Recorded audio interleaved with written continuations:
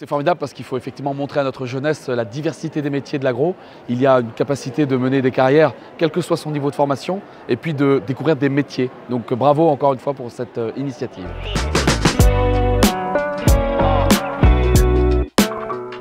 On a organisé Food Talent parce qu'on a des vraies problématiques et des vrais enjeux dans la filière agroalimentaire autour des métiers, autour de la pénurie de recrutement et aussi de la valorisation de la filière. On a vocation, nous, en tant que CEFIA, donc événement fédérateur des industriels de l'agro, à prendre ces sujets, à se les approprier et à faire en sorte que tous les acteurs, que ce soit les industriels, que ce soit les prescripteurs de l'emploi, les organismes de formation ou les écoles, de tous les sensibiliser, de tous les réunir et puis de porter haut et fort le message que l'industrie agroalimentaire, c'est une belle industrie qui a des beaux métiers, des belles perspectives de carrière et que tous ensemble, notamment ici sur le CEFIA, on est capable de faire de belles choses. C'est un événement dans l'événement. Nous sommes le 3e jour du salon CEFIA. Le CEFIA s'est associé à l'Association bretonne des entreprises agroalimentaires, l'ABEA, pour organiser l'événement Food Talent. L'objectif, réunir tous les acteurs de l'emploi autour d'un même objectif, réenchanter l'agro. L'attractivité et l'emploi, c'est vraiment l'un, si ce n'est l'enjeu majeur en ce moment des IAA. On a des besoins en recrutement très forts actuellement. On estime au national autour de 30 000 le nombre de postes à pourvoir. Et sur la Bretagne, c'est entre 2 et 3 000. Au-delà de ça, on a aussi une perspective avec à 2030, on a 30% des effectifs qui vont partir à la retraite. Donc on a un besoin maintenant, mais aussi on a besoin d'anticiper des enjeux en tout cas qui vont se renforcer sur l'avenir. On a à la fois un job dating avec les emplois, les postes à pourvoir du moment, plutôt pour des profils de demandeurs d'emploi qui sont déjà sûrs de ce qu'ils recherchent, qui ont déjà une démarche un peu engagée. Et puis au-delà de ça, pour des profils qui sont plus en ouverture ou en recherche d'informations, donc des demandeurs d'emploi, des personnes accompagnées par la mission locale, des jeunes collégiens, lycéens.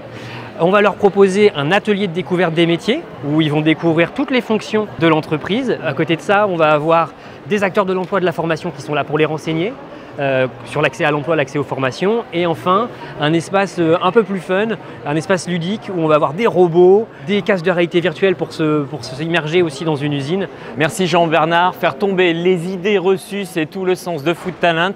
Des entreprises qui ici sont présentes et qui recrutent massivement. On va aller en voir quelques-unes. Nous sommes sur l'espace de job dating de cet événement Food Talent. Je suis avec Patrice Kerouel, directeur des ressources humaines du groupe SIL Entreprises. Bonjour Patrice. Bonjour. Quels sont vos besoins de recrutement? Nos besoins ils sont multiples, mais principalement au niveau de la production, les postes de production, opérateurs de production, mais surtout des conducteurs de lignes automatisées. Et puis les fonctions support également, principalement techniciens de maintenance, qui aujourd'hui font cruellement défaut, et puis tous les postes support, que ce soit de la logistique, que ce soit même de la comptabilité. On a des postes à pourvoir dans tous les domaines.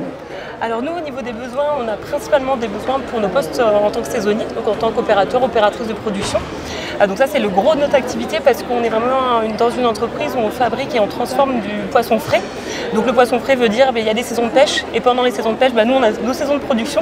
Donc on a des timings dans l'année où on a besoin de beaucoup de personnel.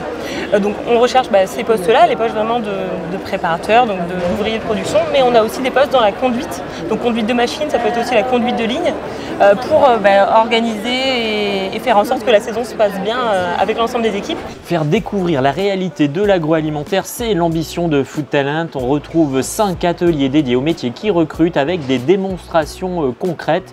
Un pôle production réalisé par le CETA, le plateau technique du campus de formation The Land.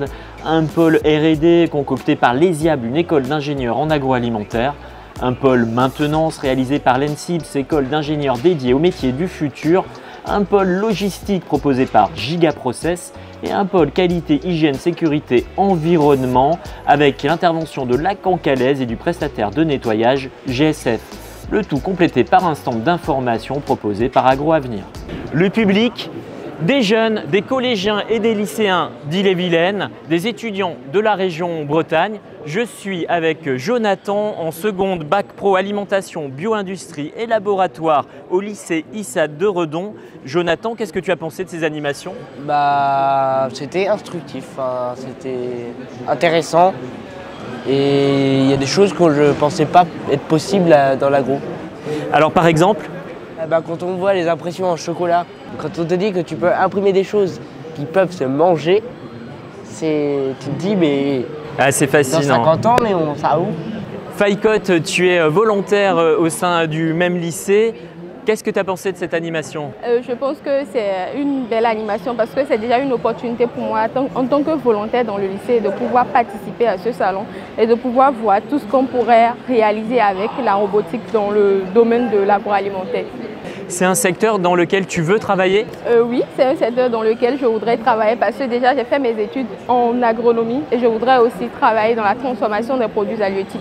Marie Virolo, vous êtes enseignante en génie alimentaire au sein du lycée ISAT de Redon. Vous avez accompagné tout un groupe d'élèves. Qu'est-ce que vous avez pensé de Food Talent? C'est une très bonne occasion pour découvrir tous les métiers de l'agroalimentaire et de donner une bonne image aux jeunes d'un secteur porteur d'emploi et qui recrutent et de concrétiser leur avenir professionnel avec des images plus claires que ce qu'on peut voir en formation à l'école. Les débouchés dans l'agroalimentaire, c'est important pour votre lycée? Oui, parce qu'on propose des formations de la 4e jusqu'au bac+3 sur les métiers de l'agroalimentaire, plutôt axés sur la qualité et le laboratoire. Donc c'est les métiers visés par nos étudiants sont souvent dans l'agroalimentaire.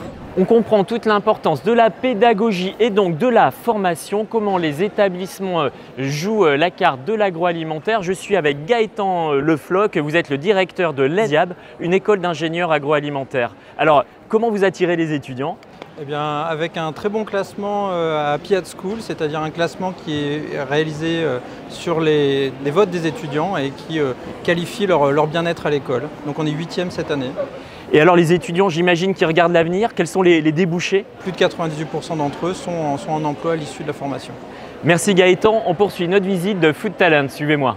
Je suis avec Diane Gérardin, responsable marketing et communication de l'IFRIA Ouest. Bonjour Diane. Quid de l'alternance?